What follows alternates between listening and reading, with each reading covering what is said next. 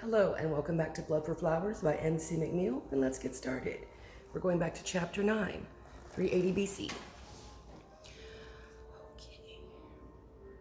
Over the next few hours, as they all traveled talking with one another on this warm spring day, King Viacles spoke with Thera, telling her how delighted he was Themyscira agreed to the ratification of the peace treaty, which had lasted 100 years. The success of which was due to the stipulation that each city would have no interaction betwixt them. Now Sparta needed sons for the army, and Themyscira required daughters so their civilization could continue to exist. Much had happened, and the king of Sparta shared a brief history of his nation, some of which Thera had knowledge of. He spoke of the great battle of Plataea 100 years ago, where Sparta joined forces with Megara and amassed a massive army and defeated the Persian forces of 300,000, of which only 3,000 Persians made it out of the battle alive. Viacles told her of a great earthquake which shook the ground for 5 days, killing 20,000 Spartans or so, destroying most of the city. Thera was fascinated by the stories of the First Peloponnesian War, when Sparta and Megara joined forces against Athens and Thrace, who took refuge in Athens from the Spartans, the Thracians cramming into the city, causing an outbreak of plague. Next, the city of Plataea was blockaded, cut off from any aid from Athens or Thrace by the Spartan army, who starved everyone in the city. The king told her of many years after the war, of devastating floods and terrible earthquakes. She was informed of a 50-year peace treaty that was signed by King Pleistonaxis of Sparta and General Nikios of Athens, which, 11 years later, was broken, sparking the Second Peloponnesian War, which lasted, ironically, 11 years.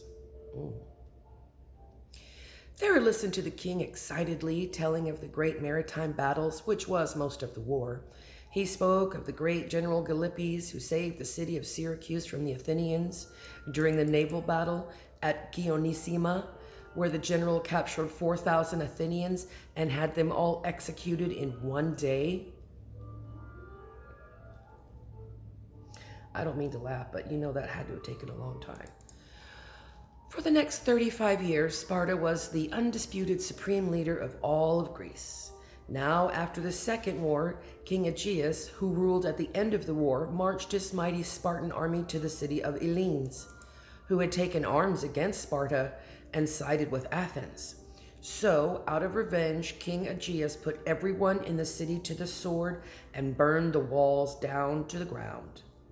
King Viacles said as he turned his head, looking at his traveling companion, who was fascinated by the tale. He could see the battle lust in Thera's bright green eyes, and here he thought Thera would be a most impressive warrior to have in his army, or perhaps a member of the Spartan Olympic team next year. Thera was so intrigued by this man and the stories he told as they traveled south towards the Aegean Sea. Cool winds blowing down off the southern slopes of the pine and cypress-covered Parnon Mountains to the east. Thera felt so at ease, a deep, abiding peace warming her heart, and here she wished to talk on forever on this road with this handsome, brave, bearded, noble king at her side, regaling her with stories from his nation's past. Okay. So she's very intrigued by him. Chapter 9 continues. They had all traveled on for a long while, and finally the party neared the city of Sparta, which the Themysciran women marveled at, for there were no walls around the city for protection. Sparta was a strong nation of warriors, their skill and battle and deadly reputation the only requirement for their protection. These women lived within walls 96 feet high, surrounded with guard towers, filled with soldiers at all times. These women only ever allowed to leave in times of battle or for breeding. Here they had finally made it to a place where they could end their journey and rest and relax with these fine men. However, as stipulated in the peace treaty ratification, the women could not enter the city of Sparta.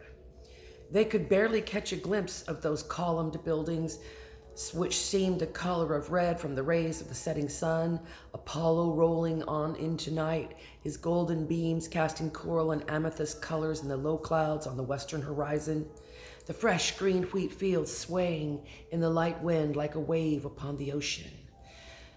Thera was none too pleased with the stipulation in the ratification. In fact, she and her women had been welcomed in all the palaces of every city that they visited, dining with royalty of those nations.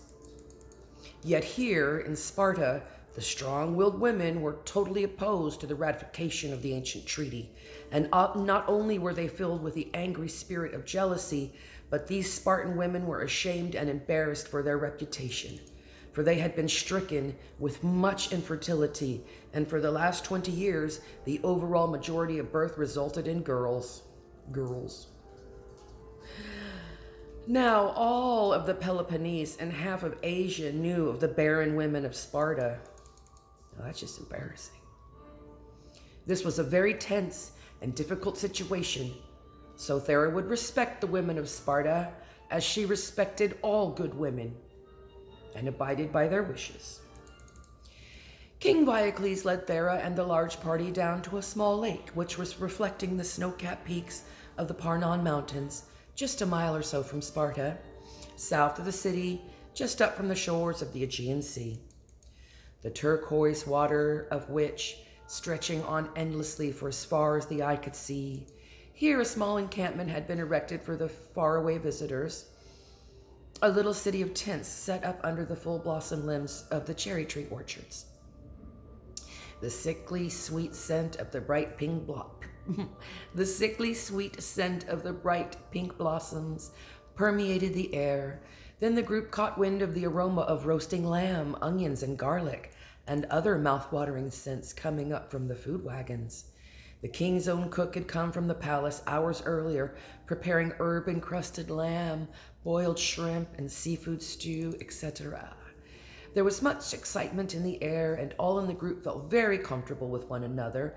And so, before their dinner was ready to be served, the women of Themyscira went into each of their private tents and emerged completely naked. Having stripped off their armor and linen garments, they felt dirty and sweaty from their long journey. So, in the presence of the men and King Viacles, the naked women went out into refreshing waters fed by the mountain streams. The king and all of his men were well pleased to see the wet, naked forms of the fit women, and were further delighted to see they, in fact, did wax and remove all of the hair from their entire body, not just their arms and legs. Smooth, wet, naked skin. A good beginning to the breeding season. King Viacles eyed all the slippery, naked women swimming in the shimmering waters, and out of the 40 women gathered there together, laughing and splashing in the water, the king's attention returned again and again to Thera, who had a smile from the light of heaven, and something stirred deep in his heart and mind for this beautiful foreign woman. Viacles was aroused and intrigued. Okay, so that's going to be end chapter 9, and we will come back with chapter 10 and see what happens then. So again, I'm Mary Catherine McNeel, M.C.McNeel, reporting for duty as ordered, sir. So ladies and gentlemen, please, thank you once again, and come back and see me again, and we'll continue with the story. Much love from Texas. Bye.